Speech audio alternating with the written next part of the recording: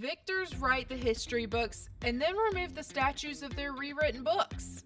The irony is really laughable at this point as the Biden administration attempts to remove the Reconciliation Monument in Arlington Cemetery. But let's get into it.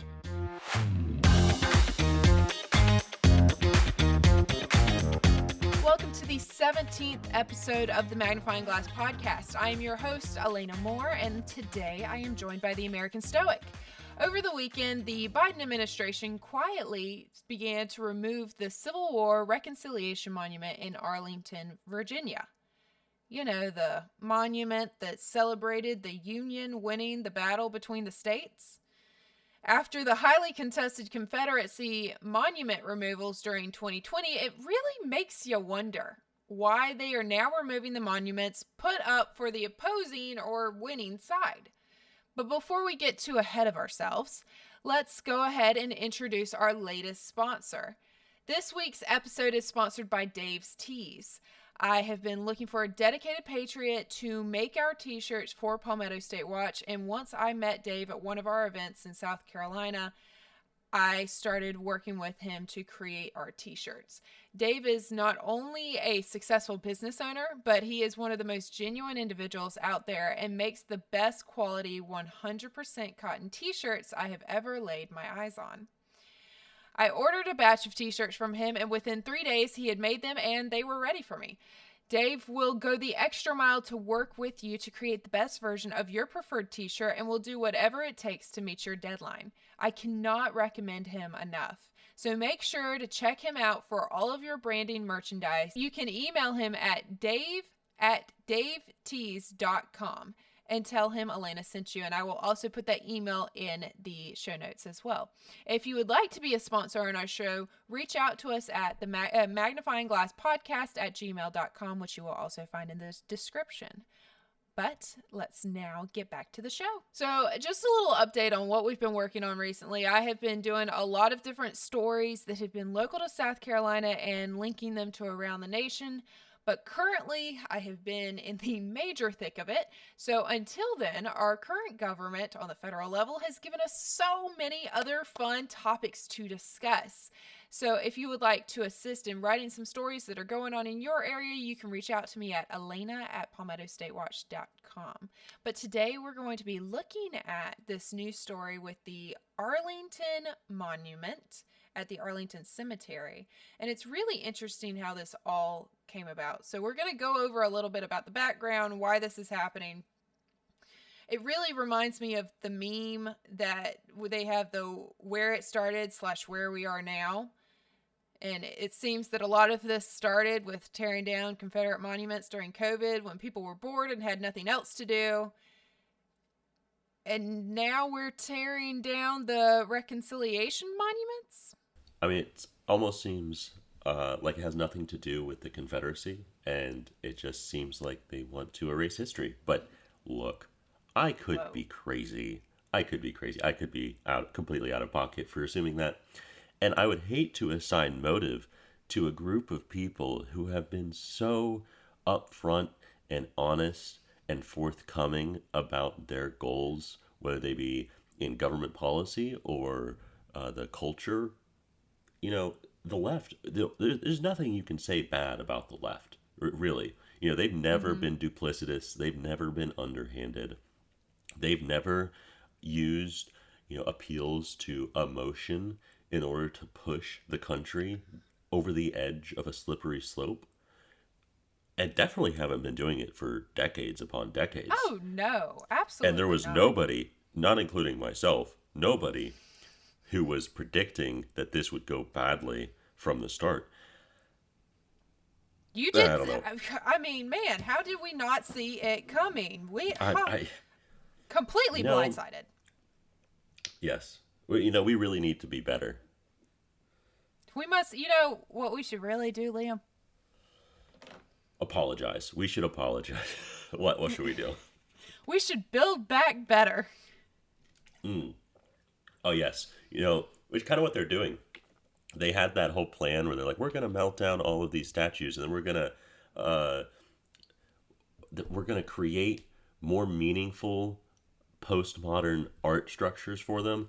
And they actually came up with this, the project to transform statues, like the statue of the Confederate General Robert E. Lee, is called Swords into Plowshares, taken from a Bible verse in the book of Isaiah. This comes from NPR, obviously the pinnacle of journalistic integrity. Completely trust it, 100%. And definitely not manipulative. That No. that naming, not manipulative. You know, just like everything that they've done, whether it's been No Child Left Behind by the Bush administration, or Common Core by the Obama administration, or Black Lives Matter, you know, really any piece of policy, Affordable Care Act, right?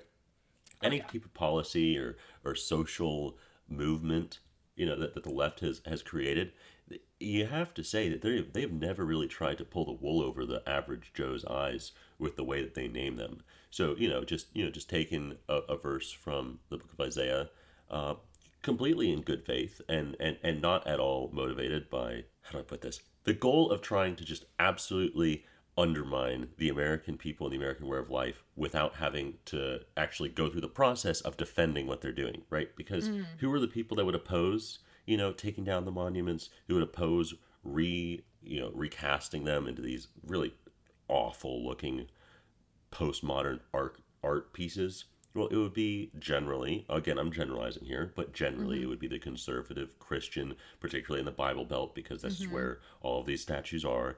So whenever they go, oh, we're going to name this project after the book of Isaiah, I mean, come on, this we're just taking this too far. The pandering right now is absolutely out of the world. Isn't the Bible just meant to be cherry picked? Because that seems to be the Pope seems to think so. Yeah. I say that as a Catholic, but you have really the greatest leader ever, let me tell you. I love it. Love it, love it, love it. And somehow is less senile than Biden. I mean, man, look at the performances he's putting on. It really rivals what's going on with the White House Christmas video. Okay, but here's a real question, and this one I was actually struggling with yesterday. I don't know, did you see the MAGA hot wife rapper video? No.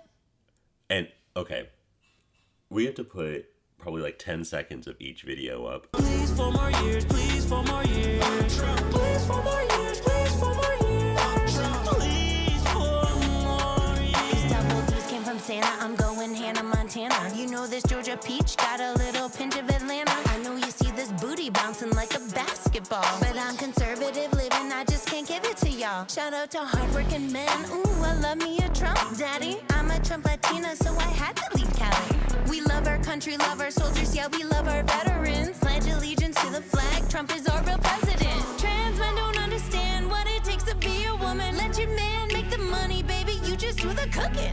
Joe Biden's a Grinch, Kamala's a witch. Conservative and naughty written on my Christmas list. And I genuinely do not know if the Biden White House one or this one is worse. I actually probably think that the Biden White House one is a better performance. Just to give you an idea of how bad this is. But yeah, the politicization of holidays, particularly religious holidays, has to stop. It just has to stop. It gets really bad, especially when you lose the entire meaning. I mean, we were already losing the meaning with it being overrun with Santa and gifts and Black Friday and all this other good stuff, and now it has been completely politicized after it has been wrung out by corporations using it as their little clickbait buyer time to, put up their profits at the end of the year. The Lexus December to Remember sales event. It's like, okay, wait a minute. I think we're That's missing the true the point meaning here. of Christmas. It's the Lexus sales event. Oh my gosh. Do you want a new Honda Accord? The economy is going to hell. You're probably going to get fired. You can't pay your rent. You can't eat 3 meals a day because you don't have the money. How about a $35,000 car? Just a little bit more debt on top of the rest. What's the to it? consumerist dream. Oh, man. Oh, wait. Let's just rerun 2008 all over again, shall we? Okay, but before we get too off topic, Yes. the monuments. Okay. So let's talk about how this all started. And I found this really interesting. I don't know if I was just dazed and confused when this all came Nerd. out or completely missed it or what it was, but started doing some digging. Why are they allowed to do this? It all started back in 2021 when Section 370 of the National Defense Authorization Act, or the NDAA, was enacted. The statute requires the Secretary of Defense to implement the plan submitted by the Naming Commission and removing all names, symbols, displays, monuments, and paraphernalia that honor or commemorate the Confederate State of America from all assets of the Department of Defense. In September 2022, the Naming Commission concluded that the Confederate Memorial was a monument within its remit and recommended that the statue atop of the monument and all bronze elements on the monument should be deconstructed and removed. This is all straight out of the letter from Christy Wormuth, if that's how you say her name, from the Department of Defense to Representative Andrew Clyde of Georgia. The letter continues that the Army is required by law to complete the removal of the Confederate Memorial by January 1st, 2024, deadline prescribed in Section 370. U.S. District Court Judge Beryl Howell affirmed this position when she recently held that, quote, once the commission has made its recommendation, this section leaves DOD no discretion on the question whether to comply, end quote. So that... Pause. Okay, look, I enjoyed mocking Democrats as much as the next one, but that was... No, I can't say that word. That was a particularly effeminate reading of that quote. I would be offended if I was them. If we did not just have the story break that I'm sure everybody saw, hopefully didn't see, but probably saw, of the Senate staffers, which brings me back to something. Are you talking about the NDAA there? Mm-hmm. First of all, that gets passed every year, and it's usually like around 1,000 pages, which is just an absurd length for a bill and you're going to pass one of those every year. But I came up with a couple other meanings for that acronym, the NDAA, and I just want to National Defense Authorization Act, right? So that's what it stands for. Right. We could also stand for Never Decline Anal Action, right? Senate gosh, staffers. that's so much better. No Democrats argue anal, right? I don't think they could name it that because it seems like a conflict of interest there. Does it? Just I a thought little bit. anal was their interest. Yeah, I know, but can they actually set up a committee for an interest that's actually theirs? Or, oh, wait. That's how the government works. That's all they do. That's all they do. Anyway, sorry, I didn't mean to interrupt. But the NDAA, the fact that you're going to use the National Defense Authorization Act to then go and create a committee to go and review the naming of, amphibious assault crafts, right? Oh, is the name of this amphibious assault craft offensive? Right. What are we doing? Okay. Never mind, you're going to then take resources from a government that is like almost $40 trillion in debt to then go and tear down a statue to history, which should never be done even if it doesn't put you further into debt. Right. But we're literally going into debt to hurt ourselves at this point, which I know is something that the U.S. government does every day. Okay, boo-hoo, obviously. But it's just worth mentioning yet again that you have something that should not be done, the desecration of history, and the removal of history from the public space, and therefore the public consciousness, coinciding with the replacement of the native demographics. But that's another topic for another day.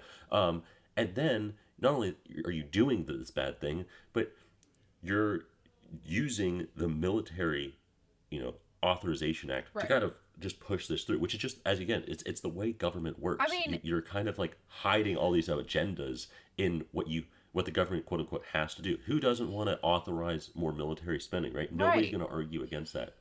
I mean, we're not only trying to wedge ourselves into the Ukraine war, we're trying to wedge ourselves into whatever the conflict you want to call over in the Middle East.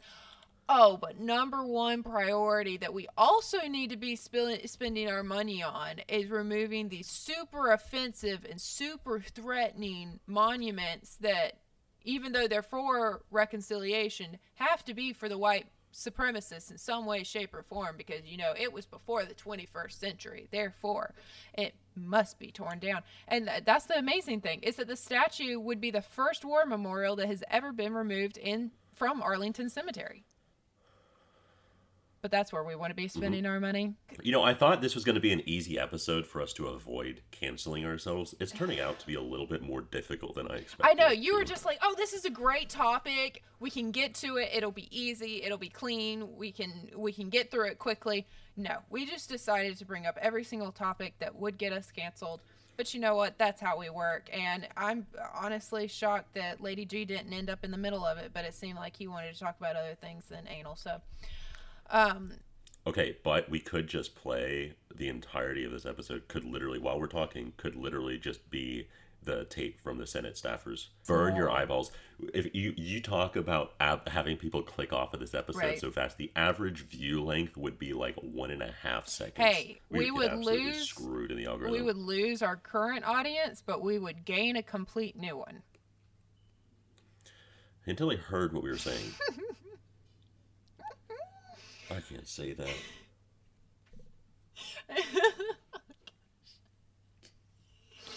It would only last until they. Oh man. I'm in hell. Oh yeah. I'm sorry. We are so far down the rabbit hole. It's not even a rabbit hole. It's a. A few moments later. Anyway. All right, well, Fox News reported on December 16th that Governor Glenn Youngkin said that he also disagrees with the Biden administration's decision to remove the statue and the grave of Moses Ezekiel, the renowned sculptor of the memorial. He said, quote, that the governor this is Governor Youngkin's spokeswoman, Miss Porter, said in a statement to Fox News that, quote, the governor formally asked Secretary Austin to ensure that the grave of Moses Ezekiel and the accompanying memorial atop his grave remain in its revered location at the Arlington National Cemetery. The governor is disappointed that the Biden administration still sought to remove the memorial, but believes that the New Market Battlefield State Park in the Shenandoah Valley will provide a fitting backdrop to Ezekiel's legacy as a legendary sculptor and Virginian, even though he disagrees with the Biden administration's decision to remove it. Why does it feel like Youngkin's kind of going along with this? Oh no, a Republican not standing up against the deep state? Whoa. I've never seen this one before. This one's just really, really. He got. A few inches later. But don't worry. Orgies don't happen in D.C., so it's fine. Remember, decency is on the ballot. Democracy, baby. We get what we deserve. The full saying, by the way, of that quote is that 3 days later. Man, let me tell you one thing. If we did just a whole episode on commenting on the video, not even showing that video, but just commenting on it, I think we would be up. It'd be like a roast. Yeah. No, it'd be like a roast. Yeah, and that staffer one. So one thing that I found really interesting as we get back to our topic for the 50th time, is about this sculptor Moses Ezekiel. Now, Moses Ezekiel, I decided, who is he? Let me look him up, and every single one that I clicked on, including my favorite, which I'm going to read real quick for you, from the Independent Media Institute. Newsflash, they're not independent, but you know what? Before you take my word for it, let me just read you the headline real quick. The not-so-lost cause of Moses Ezekiel, the Jewish sculptor's Confederate statues, has become a beacon for white supremacists. This, mind you, was written in October 19th of 2018. Let's just go with the first little editor note that they have in the beginning, and then you know what? We'll move on. But I just found this super hilarious. They say, the most interesting takeaway from Laura Mohamed's look at the life of Moses Ezekiel, the Jewish sculptor who designed the Ode to Confederacy in Arlington Cemetery for Moment magazine, below, is not the irony of neo-Nazis becoming the most strident and violent defenders of his sculptors. Neither is that seeming contradiction between Ezekiel's unbound love for the slaveholding Confederacy and his Jewishness, gayness, and parentage of a racial daughter. Okay, when I said that this would be an easy topic, I did not anticipate that quote being in there, because there's like 8 different things in there that are like cause to get canceled if I comment at all on them. Mm-hmm. Never mind like layering them. Once you start layering issues like slavery and Jewishness, you're in waters so dangerous. You missed the gay part. You would be happy to see a piranha in that type of waters. Along with that, the Independent Media Institute's board of directors in 2017 had to fire Don Hazen, who was hired by them in 1991. So he had been there for almost 25, or a little over 25 years, due to sexual harassment allegations by at least 5 women that were featured on a public radio program. Yeah, but you can always tell that the treatment of people on the left in media, in public life, whether they're in politics or whatever, is always different based on where you land on the political spectrum, right? If you're on the right and some allegations come out, even if they're not proven, they're just pure allegations, and you're not going to resign or anything like that, it's going to be front page news Monday through Friday for at least 2 weeks. Okay? Now, if you're on the left and you're a Democrat politician, or you're a Democrat in the media, and something really embarrassing happens, like you get, caught with an underage, never mind, I can't, Epstein's off limits. Either way, if for some hypothetical reason you had to resign whatever post you had, you'll get to do it at the most optimal time in the news schedule, and then nobody will ever hear about it. So whenever Don Hazen had to resign, he resigned 3 days before Christmas on December 22nd, which was a Friday, heading into what is essentially a 5-day weekend, meaning that nobody heard about this. Right? Now you think about that. If the editor-in-chief of the Daily Caller or one of the popular right-wing magazines or news websites or whatever had to resign because 5 women accused him of sexual assault, how many times would you hear about that story over the next month? Yeah, You couldn't even count. You Every couldn't headline. count. There's no chance that you could count. No. It makes the stars in the sky look like a small number. Okay? Every headline, every talk show, every tweet from every blue check mark. Well, I guess not now that they have to pay for them, but every gold news organization check mark. It just goes to highlight the disparity that we have. And again, I have no problem talking about people on the right whenever they do something wrong. I totally think that we should be able to call them out, and I don't think that. But that's not the point. I'm fine with that level of scrutiny. I would just like to see that level of scrutiny applied to everybody. And it's telling whenever they let people get away with it. The pipe dreams. Sounds so nice. Yes. Don't make a joke with that one. We're moving on. We're moving on. Okay. Laying. The only reason they didn't get caught was because he piped down. So Liam will also be starting his own little comedy show after hours at some point in the near future. Don't know when it'll be. Hopefully he'll make it that far, but who knows? I'm a little bit afraid because most of those comedy clubs are pretty dark, dimly lit areas, and I'm a little bit afraid of how many Senate staffers would try and find me there. Listen, the drag shows and between everything else, I don't know if you're making it past it. Excuse me, I have to go throw up. So there's even more updates on this, believe it or not. It came in earlier today, which is December 18th, that a group called Defend Arlington filed a lawsuit in federal court against the Army, seeking a restraining order to halt the removal of the Reconciliation Monument in Arlington National Cemetery. And once I did some digging into this, I saw that this actually happened a little bit more earlier this year. But nevertheless, this has also been hitting the news waves as this is all happening.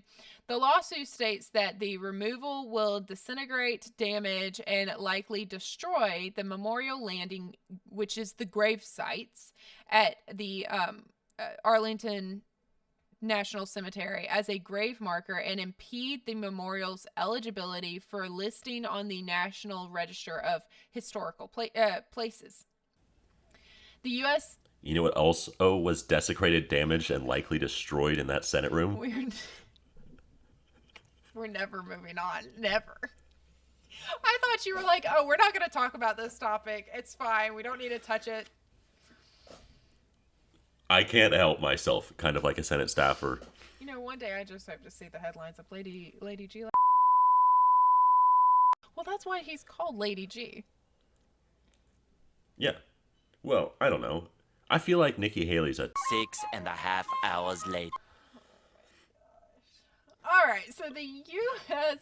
Eastern District of Virginia federal judge Rossi Alston has granted their request for a stay until the hearing on the 20th, which would be December 20th. He stated that, quote, defendants may not take any actions to deconstruct, tear down, remove, or alter this object or the surrounding grave sites pending further actions of this court, end quote. His notes further reveal that Alston, quote, takes very seriously the representations of officers of the court, and should the representations in this case be untrue or exaggerated, the court may take appropriate sanctions, end quote. So, we will see if the Biden administration / the DOD / whoever the heck else is at the helm takes that seriously.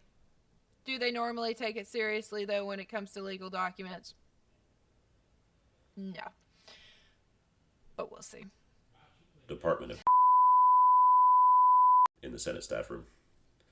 Are you just trying to pull out what you can? Yes. No, look, the rest of the episode is you. I'm not even thinking about the story anymore. I don't even know if you were there, bud. This isn't the only thing that has been happening during this year, even though it seems that the majority have been pushed under the rug, because I'll be honest, we didn't even know this ended up happening. But the AP News reported on December 17th that earlier this year of 2023, Fort Bragg shed its Confederate namesake to become Fort Liberty, part of the broad Department of Defense initiative motivated by the 2020 George Floyd protests to rename military installations that have been named after Confederate soldiers. The North Carolina base was originally named in 1918 for General Braxton Bragg, a Confederate general from Warrenton, North Carolina, who was known for owning slaves and losing key Civil War battles that contributed to the Confederacy's downfall, end quote, blah, blah, blah, blah, blah. Okay, I'm just going to say that if those are the two things that you're known for, then you wouldn't have a statue named after you, okay? Like, that Senate staffer is not going to get a fort named after him, okay? Because it's such an unimpressive thing. So, clearly, they're just underselling his legacy here. It's just, well, are they actually underselling it when it is Fort Bragg, they're known for all of the suicides that happen there. Wasn't there a shooting there too? Oh yeah. A couple years ago. People are constantly dying at Fort Bragg. No one ever wants to go to Fort Bragg. It's actually a death sentence, quite literally.